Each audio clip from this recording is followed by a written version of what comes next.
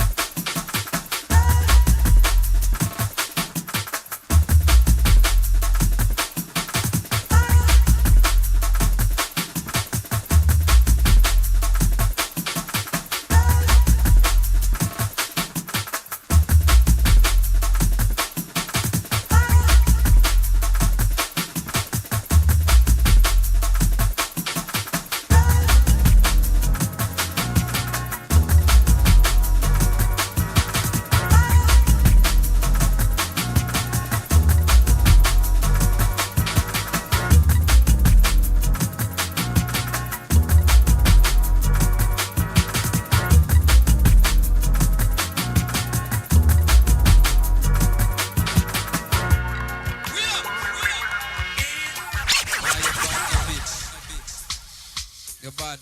Come.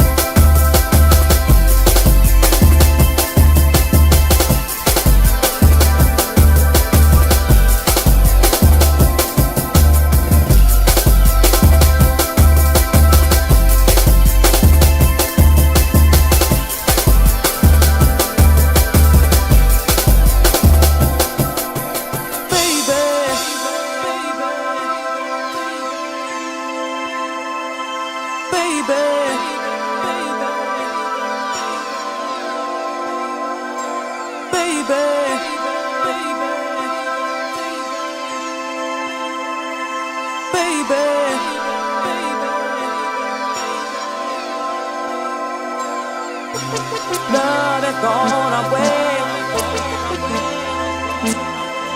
baby.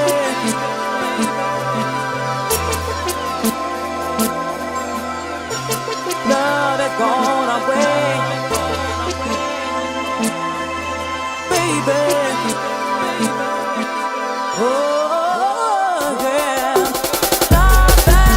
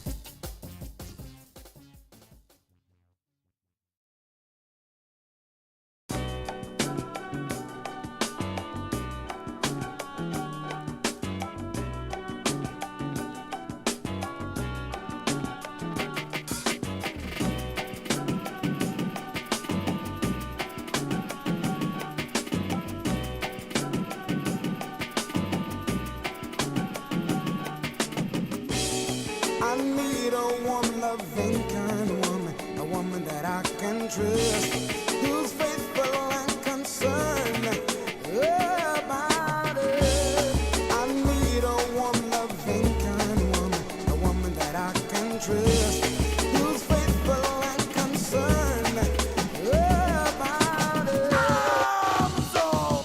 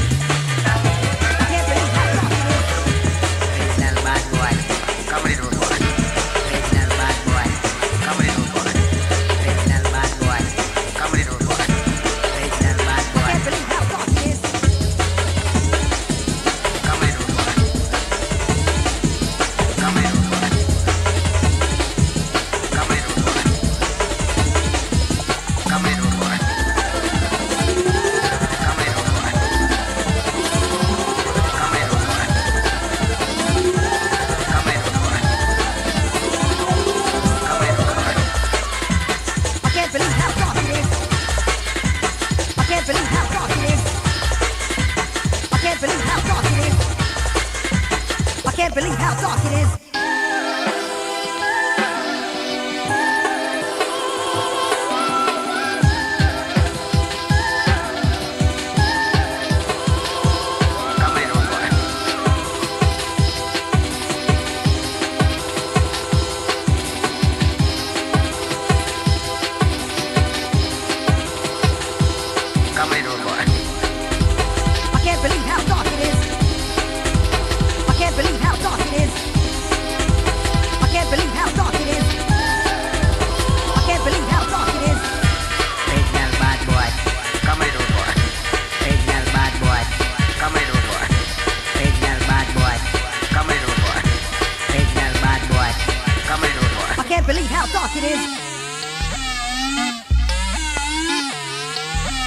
I can't believe how dark it is. I can't believe how dark it is.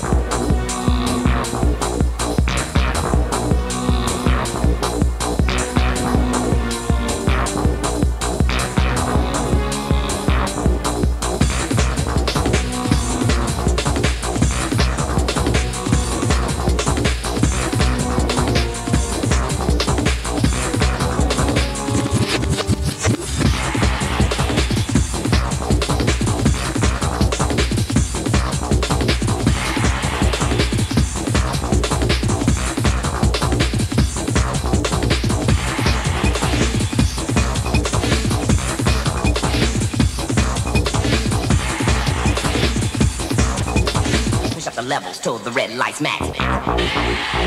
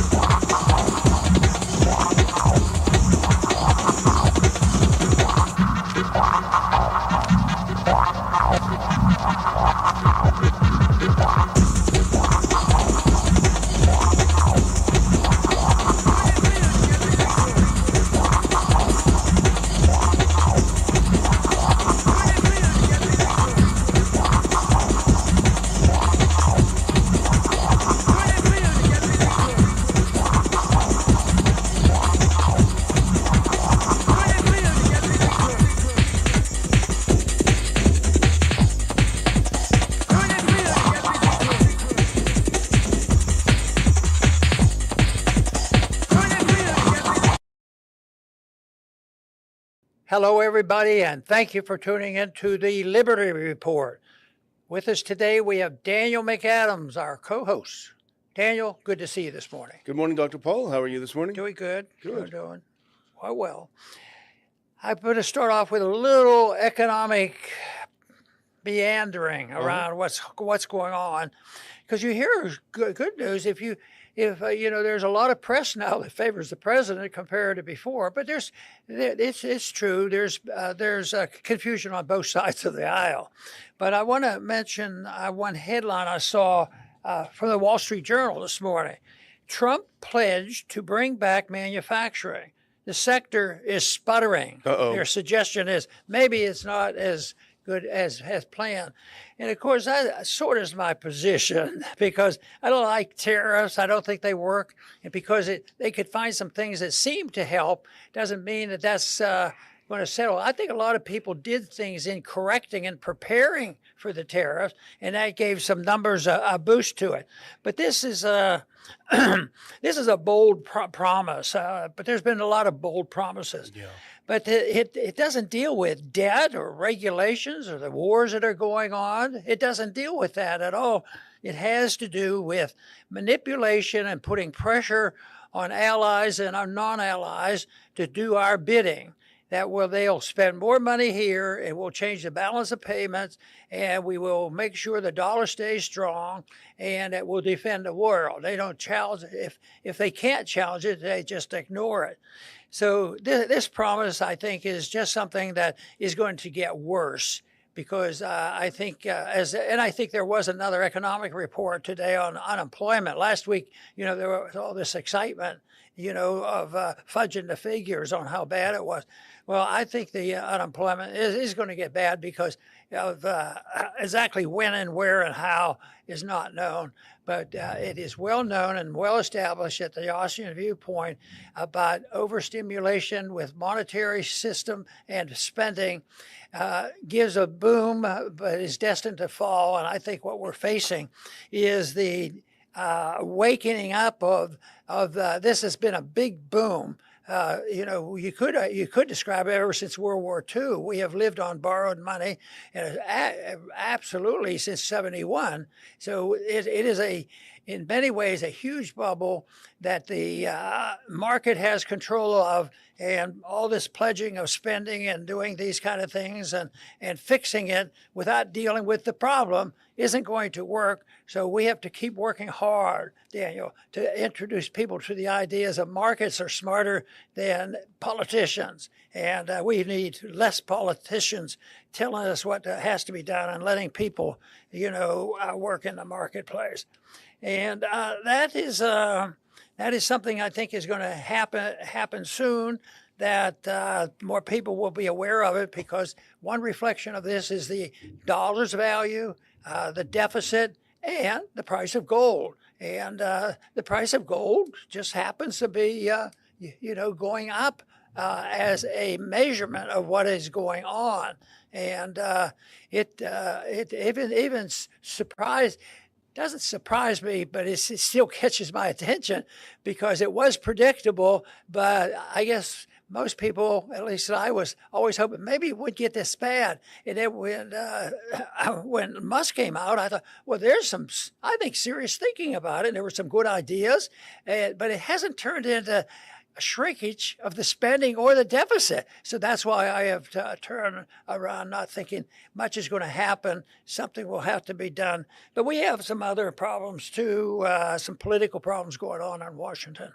Yeah, we do, Dr. Paul. And the next story, which is our first major story that we're doing today, I mean, not long ago, this would be a lot more controversial. This topic would be. But in fact, the American people in the majority have come to our view on this. And that's the problem of having a U.S. Congress that seems far more interested in serving a foreign country than serving Americans and America. Put this next one on. This is from Dave DeCamp at antiwar.com. Netanyahu hosts 20 AIPAC-sponsored House Republicans in Israel. Israeli Prime Minister Benjamin Netanyahu said on Wednesday that he hosted a delegation of House Republicans who were in Israel on a trip organized by the pro-Israel lobby group AIPAC as members of Congress are flocking to the country amid their August recess. Prime Minister Netanyahu yesterday evening met with an AIPAC organized delegation of Republican members of Congress. Netanyahu's office said the Prime Minister briefed the members of Congress on the war in the Gaza Strip. I'm sure they got an objective briefing there, right, Dr. Paul? And commented on the issue of humanitarian assistance. Oh, I'm sure they're doing everything to help. But anyway, go to that next one.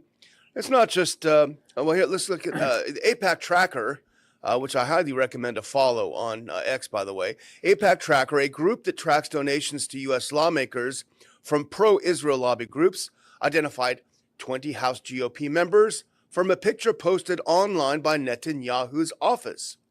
U.S. House Speaker Mike Johnson, also in Israel this week, visited illegal Jewish settlements in the Israeli-occupied West Bank, including one where he dined with Netanyahu. But don't worry, Dr. Paul, it's not simply a Republican problem of abandoning our own country. According to Punchbowl News, about 20 House Democrats are also headed to Israel during the recess on an AIPAC-sponsored trip.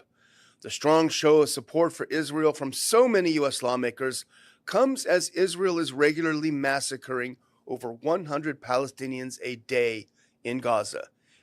Put that back up, please. Including many desperate people seeking aid. And Palestinians are starving in Gaza to death every day due to U.S.-backed Israeli blockade. Now, here is that photo they referred to, and I hope American voters will remember this photo when they go to vote in the midterm elections. These are people who skipped out of the country to sit and pose for a photo op with a foreign leader in a foreign country. I think that's a kind of a disgraceful photo, Dr. Paul. And I think that's Randy Fine sitting right behind Netanyahu. He's the guy who said, let them starve about the Palestinians. Okay. What do you think, Dr. Paul? I think it's a bad deal. The big picture I see is that this movement that the House did, it demonstrates the delivering of sovereignty to Israel from us. You know, they're making us the one statement I think was not too friendly to America. First issue, and that is, well, there's a problem over there between Israel and with Gaza and the Palestinians. But we don't want to interfere, and I think that's up to Israel to make a decision on what to do. Yeah, but the money keeps flowing, and the support keeps flowing, the weapons keep flowing, and it's always a religious belief about you have to do it. People, a lot of these individuals supporting it, they're deep into religious defense of what they're doing. Yeah. They've been directed to do this, and that depends on whose interpretation and what year they interpreted that to happen. So that to me is so sad. There's a lot of wars been fought over sovereignty, and I think there's a certain aim of it, and some of it is decent. You want to be. I always thought it would be great for us to have an influence by setting standards on how to bring about peace and prosperity. But no, this is very disturbing to me, even though the main design here is designed to say that what we have to do is punish those people, the Democrats who are leaving. They want to hold up a vote. I remember that happened in the 1970s. That was it. It didn't last, and it wasn't as vicious as here. They didn't fly to Israel to avoid the vote back in the 70s. Well, the thing is, and you remember this well from the many seasons you were in the House, August is the time you go back to your home districts, you hold town halls, you meet with people, you get a sense of what your district is interested in, the kinds of legislation, you touch base with people that you're supposed to represent. Well, this isn't the case, and let's put this next one up. Now, this is an old friend of ours, Medea Benjamin, who is an anti-war activist, herself Jewish, by the way, as most people know, a progressive. She makes a heck of a good point. And this is a picture of a bunch of Republicans standing at the Western Wall. And she says, why aren't these Republican members of Congress at home in their districts taking care of their constituents instead of being in Israel? America first or Israel first, says Medea Benjamin. And our old friend Thomas Massey makes also a very important point in that next clip, if you put it up. He put this out a couple weeks ago. He said the Speaker of the House recessed Congress early Thursday for a month to avoid dealing with the Epstein issue. Mr. Speaker, the American people won't forget. My legislation isn't going away. It'll be right there when we return, and I'll force the vote using a discharge petition, which is a special technique that is used to get something to the floor. Now, that's a good point that he's making. Yes, they ended Congress early because they didn't want to deal with the Epstein issue, but they immediately got out of the country rather than doing their business. Now, I have a clip of Speaker Johnson, Dr. Paul, who is also in Israel, as I mentioned earlier. If you want to grab your earpiece and listen to what Johnson said here over in Israel, because it speaks to exactly what you just said a moment ago.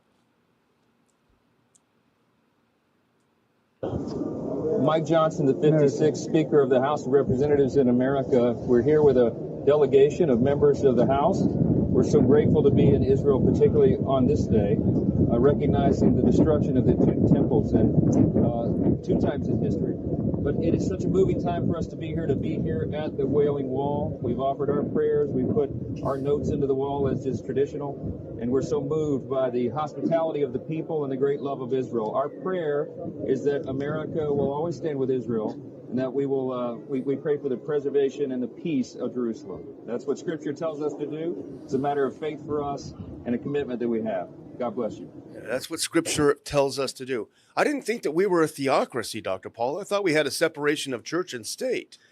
Yes, as I hinted in my statement earlier, and as he hinted strongly, that there's a moral obligation to support Israel, and a Christian obligation, which is a controversial position. Should be. But I do think there's a moral principle here, but it's somewhat different. What about the moral principle of stealing money from poor people in this country and sending it over into these war zones and having no control of who gets killed and who gets starved to death? I think that, you could ask him, don't you feel any moral obligation that you support taxation and allow that money to be sent to a country that its principle is to starve children? Yeah. And then well, I think even the Republicans here say, well, that's an exaggeration. That doesn't really happen. But you know what? The world opinion has changed. It's not easy to change the world opinion, both liberals and conservatives. And in our country, there is a split. Even in Israel, there's a split. Yeah. There's more Israelis, and now they're speaking out. Enough is enough. And to see the starving children is just atrocious. And that is moral. So you can't hide behind this thing that, in recent times, it's been understood by many Christians that you're obligated to do whatever Israel wants. And that doesn't make any sense. We're not even morally obligated to do everything our government tells us, because they tell us a lot of things that we have to distrust. And maybe our moral obligation is to point out these mistakes that they make and why liberty is a much better way to make these decisions. And even in this situation, you could say, well, if you still don't want to accept our arguments on this about taking money from poor people here, that maybe the fact is I wouldn't support a law that said that if you have a strong feeling about this, for you to go and participate, you can do it. But that is not likely to be accepted. Yeah, the other thing, we mentioned it a couple of weeks ago, Israel is one of the richest countries per capita on earth. They have free healthcare, they have free, not that that's such a great thing, but free education, what have you. Well, Americans are suffering. Back when the Holocaust happened in World War II and the Nazis were annihilating people, a lot of people did know it and they did nothing, which is horrible. But there wasn't the technology then that there is now. And as you say, a lot of people deny what's happening, but the pictures are everywhere. As you say, the entire world sees what's happening. The pictures are out there. They can deny them just like they tried to deny what Hitler was doing in the Holocaust, but you can't deny it. And it's even harder to deny it today. The other thing is interesting, he says we must support Israel because of Scripture. But the thing is, even though say that was true, but why does he get to define what support is? We might think, okay, that may be true, but we would support Israel by telling them to stop making enemies around the world by killing kids. That might be just as much justifiable as what he says supporting Israel. The Bible is is very clear. Jesus is very clear in a position that you should have concern and help the people who are downtrodden and are hungry. But that doesn't mean that you have the right to pick up guns and steal money from one group, give it to another, and follow the orders of one government body to attack the other one. But I still was annoyed the most by, we're going to stay out of this one. Israel can take care of themselves. We'll let them decide when they're going to take over completely Gaza. That to me is not very open-minded. Yeah, you can decide, but here, want some money? We'll give you some more money. Well, he's asked, so why are they flocking? Now, they do it all the time, but why are they particularly flocking this time to Israel? That's because these members of Congress are hearing an earful from their constituents. Americans are sick to death of what's happening over there, and it's reflected in the polls. Now, we've showed this figure before, but let's look at this next poll. This is a recent Gallup poll from last month. Only 32% in the U.S. back Israel's military action in Gaza, a new low. And I've again put that chart up. If you can look at the rest of it, this green one is Americans who approve of Israel's actions in Gaza. It's deep, deep, deep underwater, an all-time low. So what do members of Congress do? Do they listen to their constituents who say, we got to do something about this, we got to stop supporting this with money and weapons? No. On the contrary, they ignore their constituents and go to that foreign country and say, we will do whatever it takes to facilitate your continuing to do what is irritating our own constituents. It's incredible. We criticize pure democracy, and democracy can become the dictatorship of the majority. But I think what is happening now, though, is that you can watch this and you can find out what the majority is thinking. And I like to use the phrase of prevailing opinion. And you just talked about a prevailing opinion. It shifted. That had happened in COVID. That type of democracy, which is sort of voluntary and people speaking out and getting together. And for the most part, even under COVID, people were angry and upset, but they didn't start murdering people. But unfortunately, there were some people killed by bad policy. Yeah. We know that. That's true. Well, the second topic we're going to talk about a little bit today is a twist on corporatism. And if you put that next one up, this is from Politico. Amazon Web Services gives the Trump administration a $1 billion coupon. Now, I like coupons, Dr. Paul. When I go to HEB and I see a coupon, I snatch it up and get something. But I have never had a $1 billion coupon. That sounds like influencing something somewhere. And to me, it just emphasized the whole concept of corporatism, because one of the theories that I'm working on, my personal approach to this, is they never get pure authoritarianism because it usually fails. But there's a lot of them. And the authoritarians who are the nihilists don't believe you can find truth, versus the people who say there's natural law. You don't even need government to seek the truth. But the agreement is interventionism. Governments can intervene. But if it's intervention per se, you can go out and you can intervene slightly left, slightly right. They talk about that all the time. But all the intervention is not permissible, by legislation. So that invites all the special interest groups, and then they think they're doing something wonderful. Oh, that's what they're bipartisan.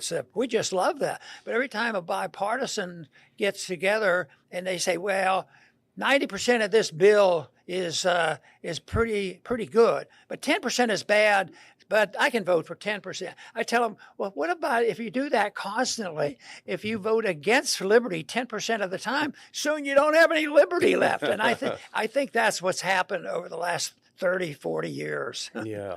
Well, here's what it's all about. This wonderful coupon is not a bad one. Amazon Web Services is giving the Trump administration a $1 billion coupon to use their services for the federal government's digital transformation and artificial intelligence capacity. On Thursday, the General Services Administration announced a sweeping OneGov agreement with Amazon Web Services that would yield up to $1 billion in cost savings. Isn't it funny, Dr. Paul, how they're pretending that this is actually a free market? You know, they're doing business, Amazon is doing business, and they get a coupon as if this is a free market, you know, transaction. That's why the trickery and the distortions of what they're doing. I think corporatism is a good one. I think, you know, the world has come together like that because when you look at what China's doing, China's not like they were when it was 100% communist. Yeah. They know how to make profits, you know, sometimes better than we do, you know. So it's corporatism and, you know, getting together and saying we have to be bipartisan, you have to give up this. You get all sorts of things, but neither side develops and defends their principles. The people who know that freedom is beneficial, you know, they say, well, we have to give up on that to get what we need. And also, it leads to so many troubles in foreign policy. You know, this is okay, but these people are suffering, and they make an excuse for avoiding, you know, non-intervention. And that, of course, is a mess because I think not believing in the principle of liberty and freedom and markets and property and knowing that people can seek and understand what right and wrong is. They don't want you to do this. I think you pointed out some areas here where right and wrong, it's all over the place when they don't start with a basic principle. Yeah, well, here's the other component. We talked about it before the show, is that we basically are talking about we're talking about corporatism, but with a political dimension. Now, put this next clip up because this is where we see the political dimension. We'll play ball with you. We'll give you $1 billion coupon. Here's from the article: Federal Acquisition Service Commissioner and DOJ staffer Josh Greenbaum, who has played a leading role in negotiating the deal, called it, quote, a foundational piece to help implement President Trump's AI action plan. Now, it may not be political, but when you do it like this, Dr. Paul, it doesn't look like the government's just buying a service. It looks like that service is providing political cover for the person in office. You know, it's the system now depends on you know, a type of leadership that we're seeing in the administration today. But a lot of this is personal, you know, warnings and telling them and badgering people. And you can promise, and then you make promises like we hear here now. This is another promise, another actually give rewards to it, and then wheel and deal with the power of this. Every day there's a new change in tariffs. We'll give you this, but we'll take this. I think tariffs rarely do much good. I see they do good for some industries for short periods of time, but this whole thing that they do this, they really have expanded the use and manipulation of the power of promising and giving and taking. And just think of how it's messed up the concept of the First Amendment. You get the universities dependent on government money, stealing money from one group, and then all of a sudden the colleges have to give up some of their freedom to have speakers that don't satisfy the administration. They say, oh, we're taking your money away. Well, it'd be best if they just don't take the money ever, and we don't volunteer to give them the money. That should all be private. Absolutely. Well, I'm going to close out, Dr. Paul, with a clip that a friend of mine, Simon, who's a producer over at Redacted, he sent this pretty neat clip over to me yesterday, and I put it up, and I think it would be fun because this is from the Redacted, and that gentleman on the right is our board member and good friend, Judge Napolitano. Let's listen into this. This is pretty neat. Natalie and I are going to be together next week without you. Did you know that? Apparently, I heard about this. You'll be at the Ron Paul Institute giving a speech together. Yes, is that right? 500 people there. We're actually doing a Judging Freedom from there on the dais with the regulars who will be accompanying Natalie as a speaker. But I'm staying until the end because I want to hear what Natalie has to say. Oh, thank you so much. Now, just to be clear, Clayton was invited too, and we decided we would flip-flop. So Clayton will go to the next one because we still have 3 kids. Yeah, someone's got to hold down the fort, as it were. These are, next these are time, great gatherings of serious small government, maximum individual liberty, pro-peace people, as you'd expect at a Ron Paul gathering. Well, I can't wait to hear about it. I can't wait to watch it and listen in as well. Isn't that neat? How far did that? Where did that get to? Where did that spread? Where was that being? Well, that was on their program. They had the judge on their program, and Simon just did a little clip of it. That reached a few people. It reached a few people. I wonder if we'll have enough chairs. Yeah, yeah. There's a huge buzz around it, and everyone's talking about it. So I do have a link there in the description. It's getting close, but there's still some tickets left. So snatch those up. So when the judge and Natalie gets there, it's going to be standing room only. So we hope to see you there. Over to you, Dr. Paul. Very, very good. And I, too, am excited about what's going on. I sometimes get a little discouraged, but not much, because all I have to do is come back and do a program, and we meet and talk to, and especially these conferences. It's a real boost to us who, work at this for a long time, and we don't know if there's anybody out there listening. And it's certainly very nice to hear 3 people talk about our program, because we are not alone. I mean, I didn't invent the stuff I talk about. You didn't invent it. It's been around for a long time. The monetary policy goes all the way back to Aristotle. Aristotle knew a lot more than most people in Washington, about good monetary policy. So I think that that is so exciting to have this, and I have so much confidence that we can solve our problems and produce peace and prosperity if we accept basic principles of non-intervention and non-violence, because that is the way that people get along much better. Our Constitution suggested a few ways we could do this, and for a while we did a fairly good job on that. It's never going to be perfect, and the authoritarians can't be perfect. We can't be perfect, but we do know when we're going in one direction or another. Right now, we've lived through several decades where the apparent amount of liberty we have has been shrinking, and there's no reason that we can't expect that direction to change. I want to thank everybody for tuning in today to the Liberty Report. Please come back soon.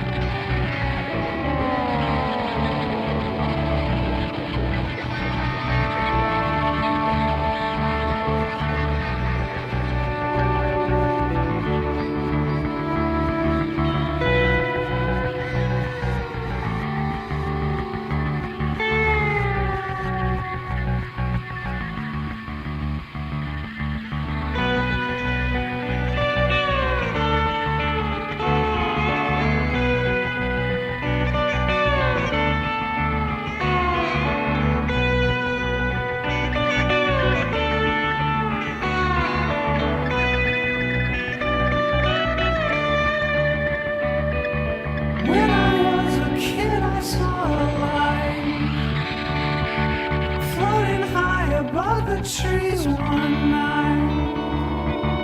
Thought was an alien, turned out to be just God.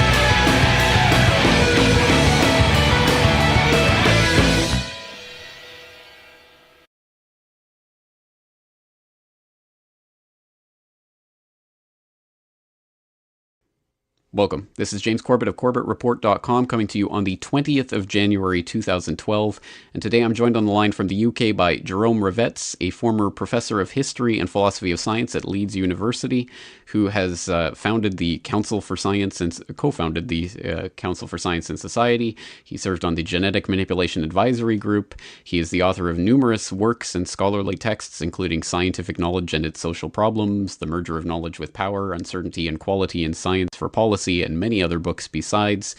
He also has a website at jerryrivets.co.uk, and many of his writings are picked up both online and in journals around the world, including whatsupwiththat.com and nature.com, where his latest article is Sociology of Science, Keep Standards High. So, Jerry Rivets, it's great to have you back on the program. Thank you for joining us.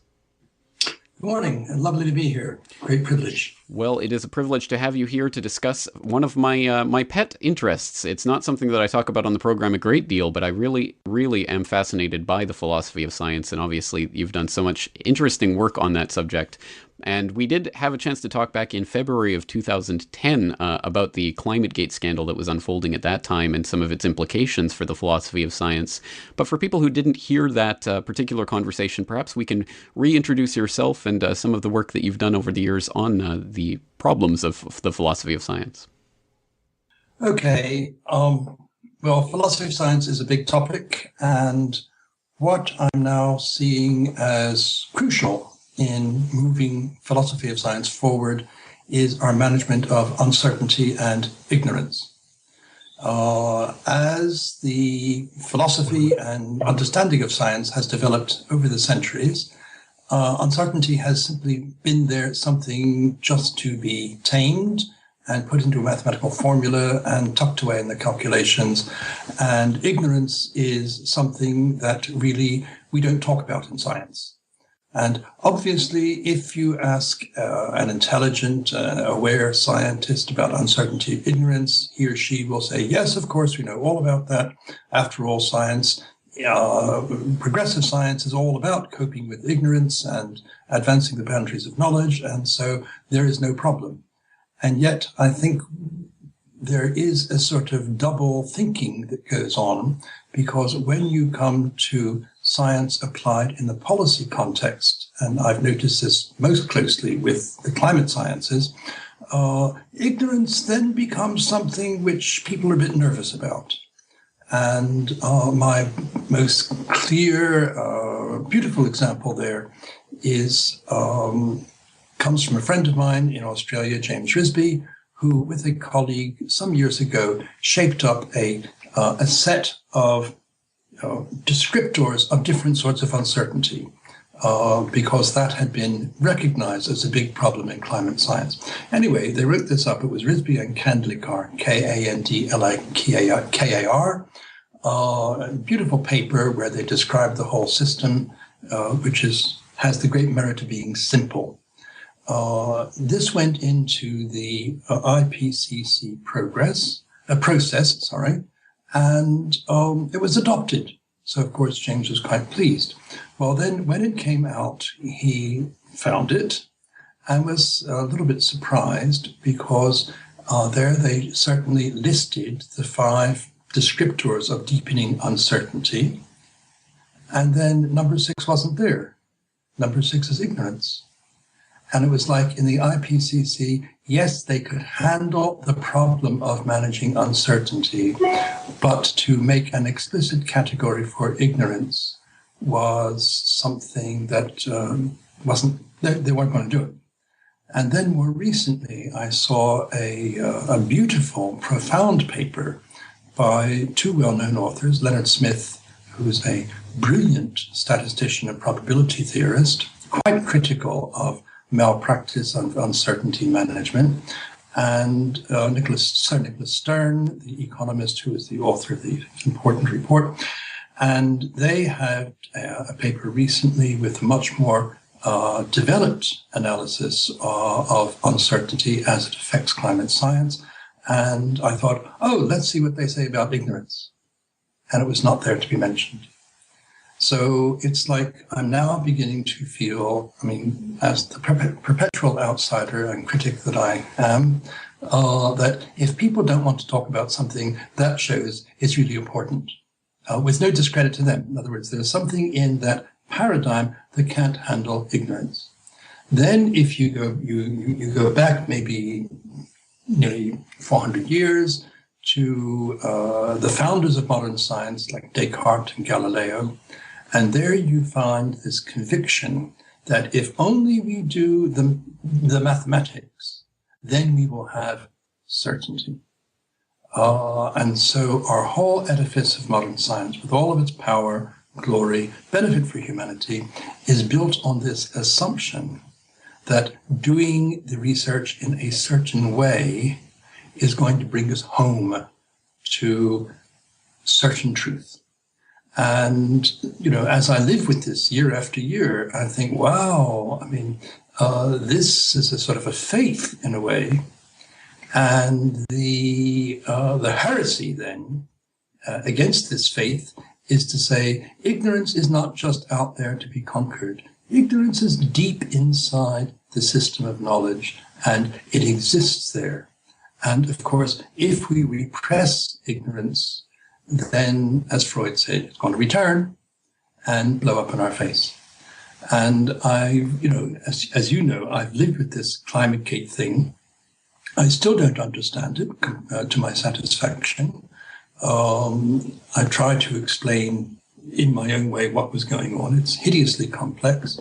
But the thread that comes through it is that, let's say, the scientists there sort of assumed that if you do the research, you get the results, then they must tell you what's going on. And then if other people come along and say, well, I'm not sure about the quality of that research, or sometimes even the quality of the researchers, then this is all sort of a mess, you see, and we don't want to know.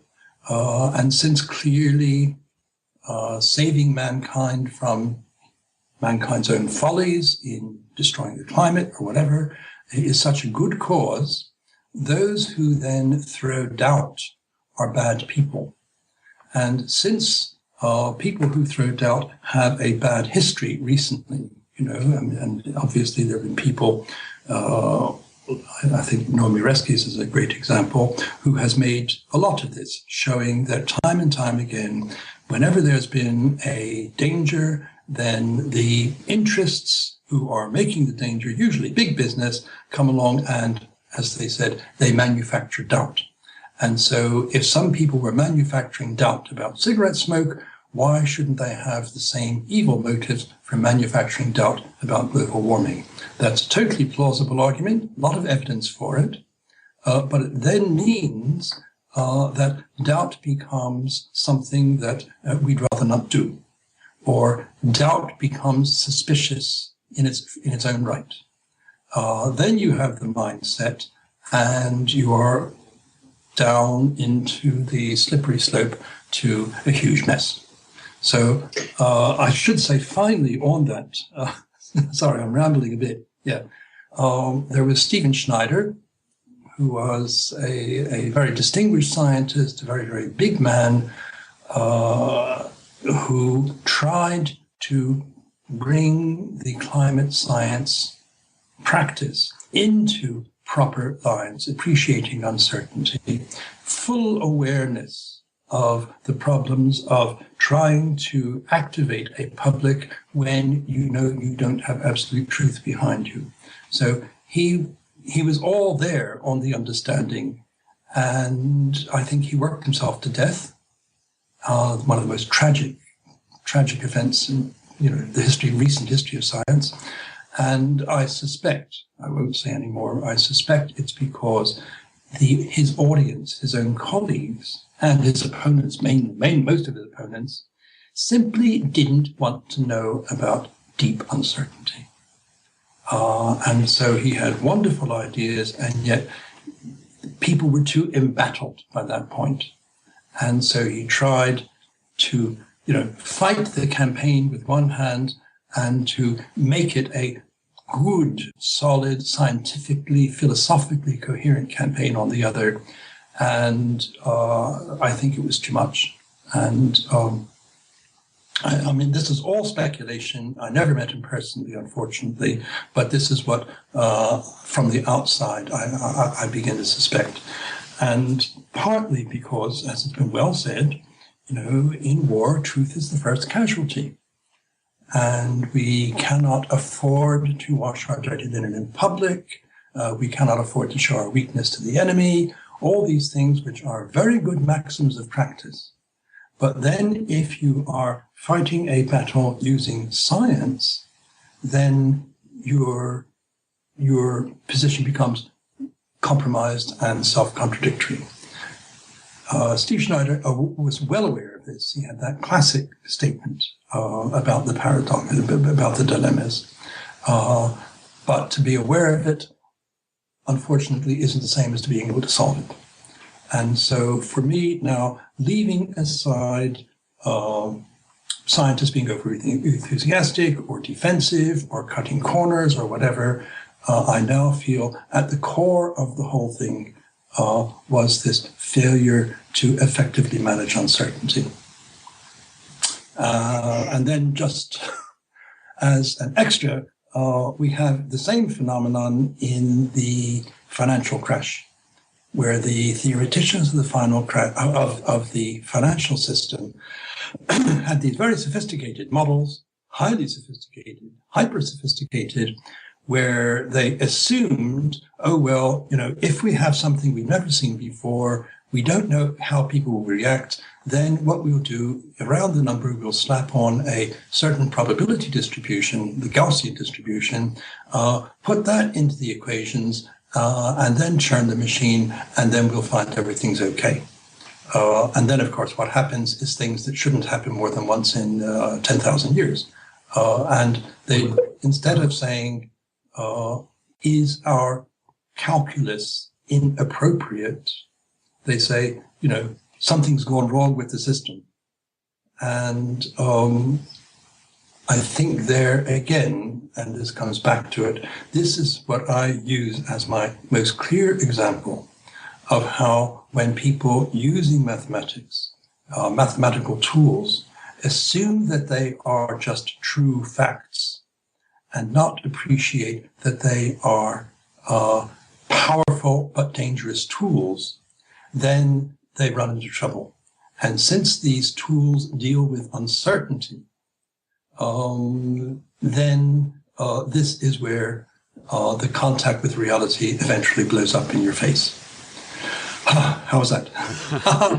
An extremely detailed answer, and you've raised so many points that I would love to pick up on, so I will try my best to pick on some of the most important ones. But it raises to my mind the question, for example, you talk about the process by which a company or an industry could manufacture doubt in order to allow their product to be sold or something like that, and we saw that, for example, in the tobacco industry and things like that.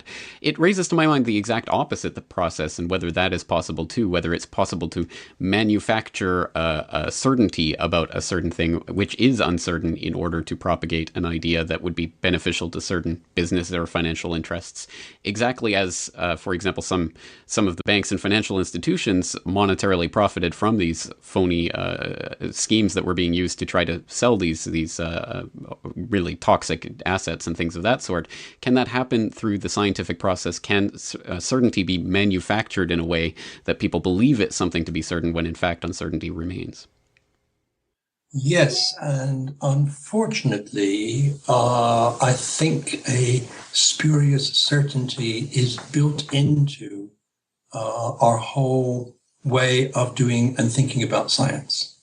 How shall I start? Well, as I have written here and there, when a student is going through learning science,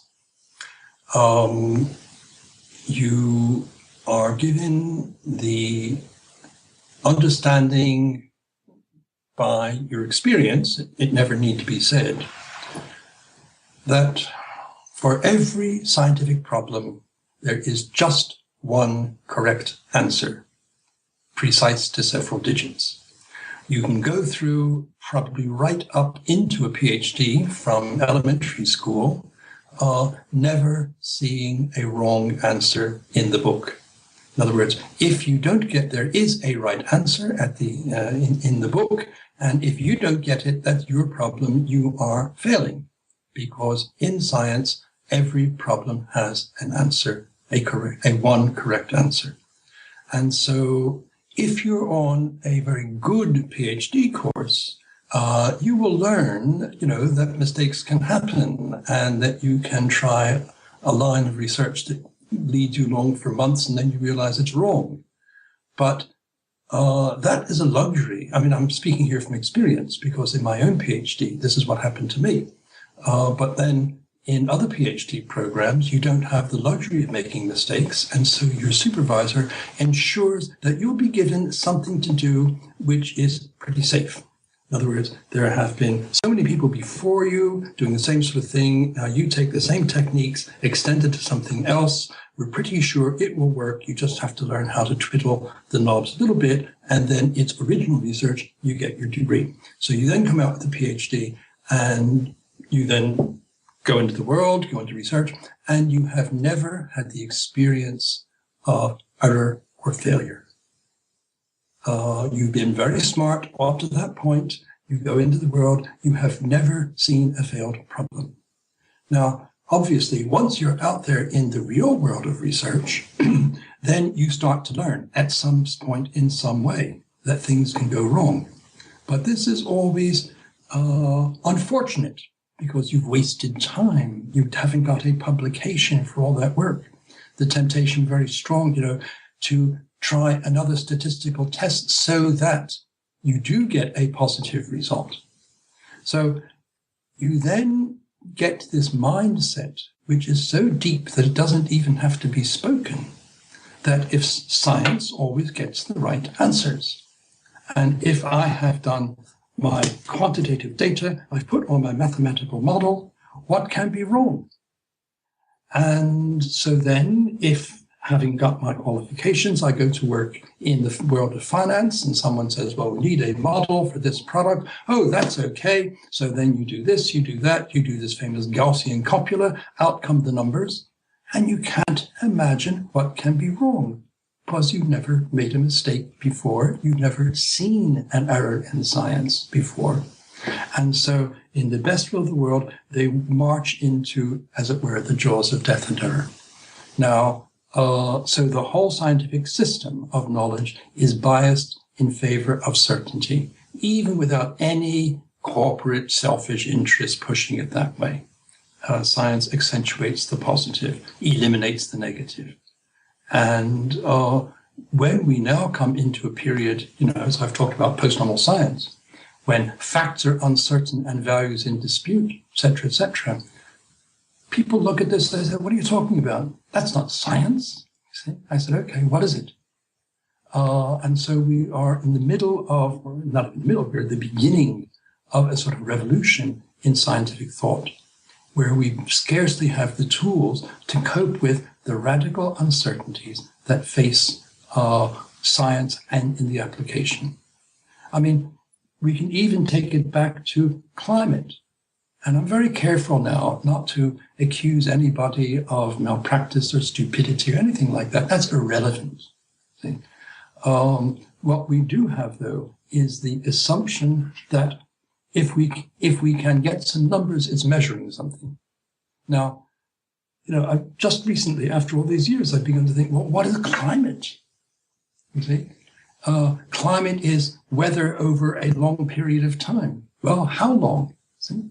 And then various scholars, I mean, there's Hans von Storch in Germany, there's Mike Hume in England, who've looked at this and said, well, what do we mean by climate?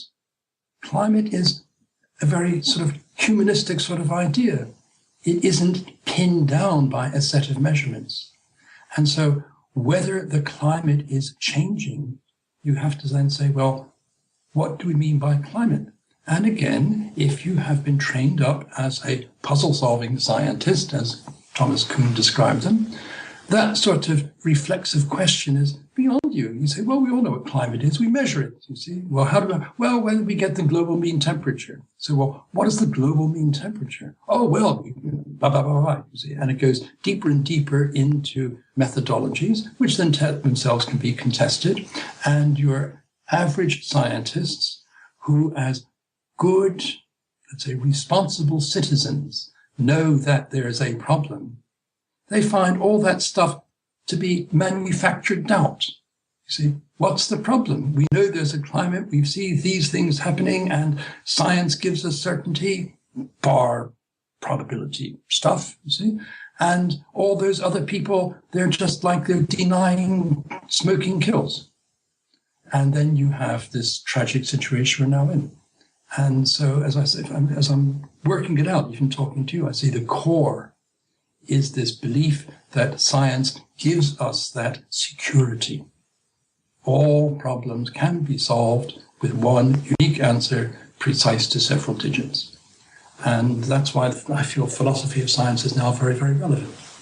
I think so, increasingly so, certainly in this world where things like climate science have become so central to a lot of government policies that threaten to really fundamentally change the fabric of our society in some ways. But on that note, of course, let's get into your most recent article about sociology of science, Keep Standards High, talking about the ways that technology can transform and already have transformed to some extent the scientific discourse and some of the, I guess, the promises and pitfalls of that. Yeah. Well, this is all brand new stuff. And I think it's partly because of other interests of mine that I've picked up on the way that the new technology is transforming business practice, certainly transforming politics, that's obvious, and now transforming business practice. And we see it's coming in at the fringes of science in all sorts of ways, as some obvious ways that, digital media are more, have many, many advantages for information over paper media. However, there are lots of people who criticize science who say it has become a new religion, that scientists are a new priesthood. Now, of course, we know that this is not a very close analogy. It can be very dangerous to take it too literally. However, we can say that in the advanced societies, a belief in a certain sort of world which is described by science rather than religion is now standard. It's by no means conquered the whole world, but this is what is there in the parts of the world that are making it happen. Okay. Sorry, I've lost the thread. Giving too many apologies. Now, we also know that to do science, you need to have a lengthy, expensive education. And even some years ago, I made this joke that if you look at a poor boy coming up from the slums, he has a better chance of being president of the United States of America than getting a Nobel Prize. Because if you don't start early and have all the breaks, you're never going to make it into science. You're coming in too late.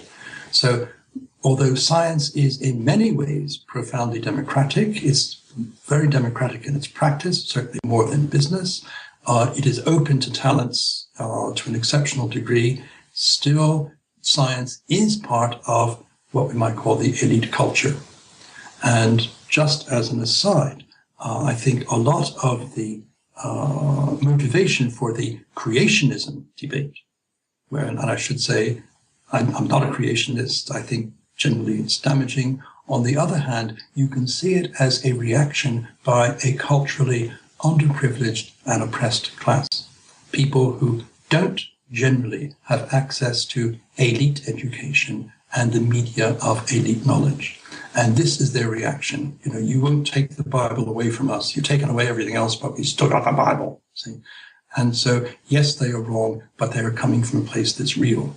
So that's a reminder that science is, in some ways, very democratic, in some ways, not so democratic. Now, then we look at this democratization of the media of knowledge.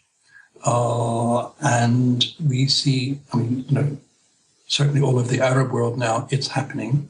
We see an increasingly sophisticated, powerful, radical movement using social media quite effectively and ever more sophisticated and skilled way. So the terms of politics involving science at the moment as technique are changing fast. What I find most amusing is that one of the leading institutions in fostering this change is Stanford University, where if you look at the website for Liberation Tech, that is based at Stanford. Now, one would wonder what the original Leland Stanford would have said to find his university enlisted in the bloggers and people, but that's the way history goes. Now, what we've seen, and this was, I think, the most important thing, when with my friend and colleague Silvio Fontovich, we developed the idea of post-normal science, we then talked about an extended peer community, where there we had the idea of citizen scientists, like notoriously in Lyme, Connecticut, or Woburn, Massachusetts, who found a problem that the official science establishment didn't want to know. And so they made their own science, housewives epidemiology. Okay. But that was all very isolated. And at the time, it wasn't significant for science, maybe for public health, but not for science. Okay, the next stage, and I just learned from experience, the next stage, along comes ClimateGate and all these guys blogging. And I then begin to see, and this is where I dived in at some cost to sites like What's Up With That, or Judith Curry's site in particular, or Roger Tallbloke's site. People are having serious discussions. Now, there are doubtless sites out there where people are just mouthing off. You see, here you have serious discussions enforcing a rule of civility. I mentioned this in the Nature paper. And where when people from the other side come in, they will be argued with, but always with consideration and courtesy. And real critical scientific discussion is taking place on these sites. I should also say that when some of the more vigorous participants, What's Up With That, there's this great character, Willis Eschenbach, who is always looking at everything. And when he gets it wrong, they tell him, nobody says, well, Willis is one of us. Oh, no, they come in and say, Willis, great stuff, but you made an elementary blunder, see? And so it is by no means back scratching, see? And then we see that there are more and more blogs all over the place. There are now the beginnings of significant amateur science of the sort we had a couple of 100 years ago. And all that is moving around. It's all sort of embryonic or nascent. What we haven't yet seen is, research being done outside the academies. Because again, here's the information technology. Up to now, to do serious research, unless you chose your area quite carefully, frequently on something about safety and health. But if you want to do basic insiders research, you had to have behind you millions and millions of dollars of capital, either in a lab or a library or a privileged access to those resources. Somebody out on the street couldn't do real research. They could do critical research, bits of local epidemiology, pollution, medicine, a little bit, health, you see, but not a real thing. Now, that barrier is beginning to go. It's only beginning to go. And also, the sort of open criticism that we've seen in the ClimateGate thing will be moving further into science. Now, what sort of effect it will have, I don't know. What we do know is that when you have an extension of democracy, it can be very rough, it can be destructive, be dangerous, see? But in a way, it's going to happen. Now, whether my two interests here, uncertainty and ignorance on the one hand, and the extension of democracy into science will mesh together, I really don't know. The danger always is that the enthusiasts become radicals, become revolutionaries, and for them, uncertainty is also a burden they don't want to carry. And you could then have a polarization of a pro and anti-establishment science, which can be very damaging. That can happen. Actually, it happened. Well, there is a history of political debate on science going back for centuries. I won't go into it now.